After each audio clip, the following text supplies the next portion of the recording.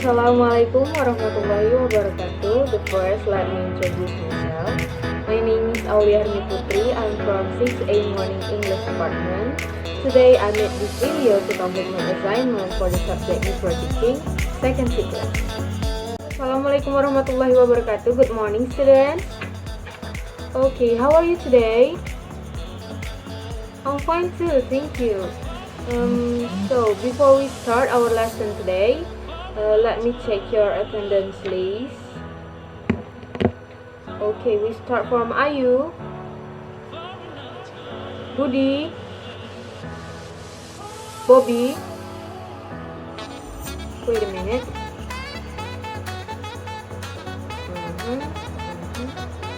Devi. Okay. Farhan, Fahri,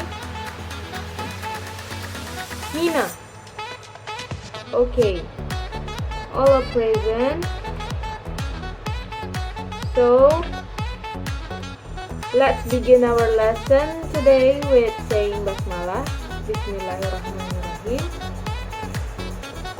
Before we go to our lesson, I wanna ask you, have you ever heard story like Gememas, Danau Toba, or maybe Penglet or Thumbelina, or maybe Si Kancil? Have you ever been heard that story? Okay, by this clue, who knows what we are going to learn today? Okay, can answer? Budi, yeah? That's right, about narrative text. Today we are going to learn about narrative text. Okay, now I will explain about narrative text. What is narrative text? So, narrative text is an imaginative text or imaginative story that aims to entertain the reader. Jadi naratif teks ini merupakan cerita imajinasi yang bertujuan untuk menghibur para pembacanya. Jadi bisa dibilang naratif teks ini merupakan cerita fiksi atau tidak nyata. Ceritanya kisahnya itu tidak nyata. So, some genre of narrative text are like legend, myth, and folk tale. Another is fairy tale, and then fable, and etc. Jadi ada beberapa genre dalam genre cerita dalam naratif teks ini. Misalnya seperti cerita rakyat, legend, legenda, cerita legenda, kemudian cerita mitos, dan juga misalnya cerita tentang hewan, fable, dan lain-lain. And also, the narrative text also have its own generic structure. Jadi, naratif teks ini juga memiliki generic structure. Nah, generic structure dari naratif teks itu yang pertama ada orientation. Nah, di bagian orientation ini dia merupakan paragraf pembuka di mana isinya merupakan perkenalan dari cerita. Misalnya, perkenalan tokohnya, kemudian perkenalan alur ceritanya, latar ceritanya, seperti itu. Nah, yang kedua itu ada complication. Nah, complication ini apa sih nih bagian ceritanya? Nah, jadi complication ini merupakan bagian cerita yang menjelaskan masalah yang muncul terhadap si tokoh. Okay, the third, yang ketiga itu ada resolution. Resolution ini juga apa nih, gitu kan? Nah, so resolution is the end of the story. Jadi ending dari ceritanya, akhir dari ceritanya.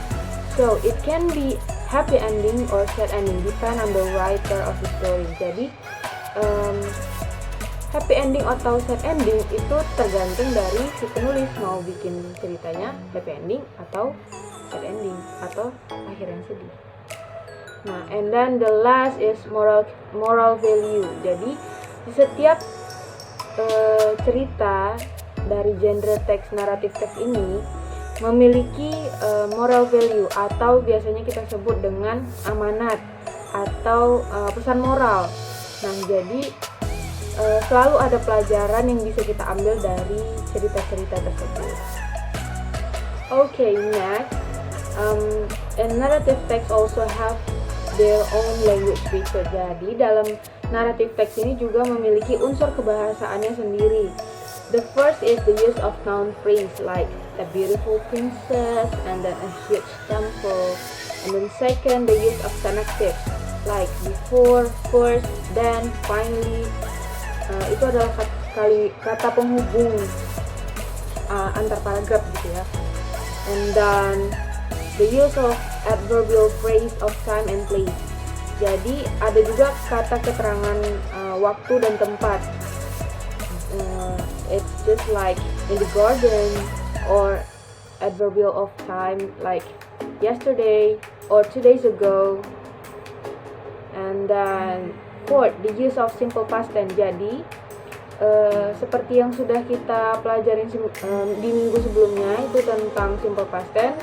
Simple past tense juga kembali digunakan dalam teks ini. Nah, jadi penggunaan simple past tense sendiri yang terlihat jelas dalam teks ini yaitu merupakan penggunaan kata kerja bentuk kedua atau verb to. It's just like he walked away from the village. Jadi walk di situ adalah merupakan kata kerja bentuk kedua. Nah, di situ sudah menyatakan bentuk past tense. And then the use of action verb. Jadi juga menggunakan action verb, kata kerja aksi.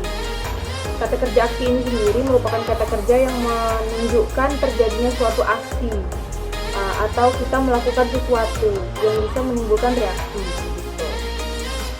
It's just like walk, sleep, and then wake up. Itu seperti kita melakukan pekerjaan sesuatu, misalnya berjalan, kemudian tidur, bangun, and etc. And then the use of saying verbs. It's just like say, said, talk, ask, like that. And then the use of thinking verb, feeling verbs, and verbs of sense.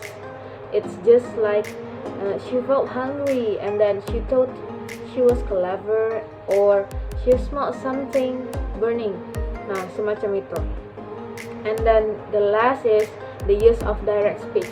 Gimana sih Miss cara menandain direct speech dalam teks naratif ini? Nah, cukup mudah. Setiap kalian jumpai tanda kutip itu merupakan direct speech. Nah, tetapi dalam penggunaan kalimat yang di dalam tanda kutip itu tidak perlu digunakan simple past tense, malah dia harus berbentuk simple present tense. Well, please take a look on your textbook, page 75. There is a narrative text about Thumbelina. I will choose some of you to read this text. The first, I want Bobby to read this text. Please read the text loudly. Okay, enough. Continue. Please continue to Nina. Okay, very good. And now there are 5 questions still on page 75. Please answer that question based on the text Thumbelina, and then do it in a piece of paper. Okay, please collect it into my table in front of the class. And then for your homework, please read and do the exercise on page 76. There is a narrative text about Tanglet, and then answer the question 1 until 6 in your homework book, okay? And then it will collect in the next meeting. Okay.